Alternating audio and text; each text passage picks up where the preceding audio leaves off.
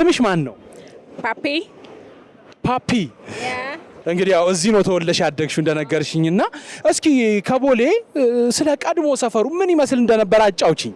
ማለት ልጅ ያለው ምናምን ህፃን ሆኜ ህፃን ሆነሽ ልጅ ሆነሽ ስታድጊ ቦሌ ሰፈር ምን ይመስል ነበር? ኦኬ ልንገርህ በደንብ ስለማውቀው በጣም የሚገራርሙ ትልቅ የሆኑ የቾኮሌት ካፌዎች ነበሩ። ሞሎቹ ምናምን በጣም የሚገራርሙ ነበሩ።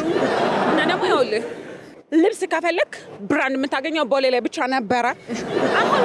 አሁንስ ይኸውልህ ስትሄድ በየቦታው ሼል ላይ ኦርደር አድርገህ እራሱ እኮ ነው ሰከንድ ሃንድ ምናምን ነው የሚመጣልህ። ብራንድ የለም። እና ደግሞ ሌላው ምን መሰለህ መዝናኛዎቹ በጣም ሰው ይበዛባቸዋል። ድሮ ትንሽ ሰው ነበር፣ አሁን ግን በቃ ጭንቅንቅ ነው የሚለው። በጣም ነው የሚያስጠላው። ከቤት አልወጣም። አሁን በዚህ ኑሮ ሰው በዝቷል ነው የምትይኝ? የተዝናና ነው ሆነባቸው አይደል? እሺ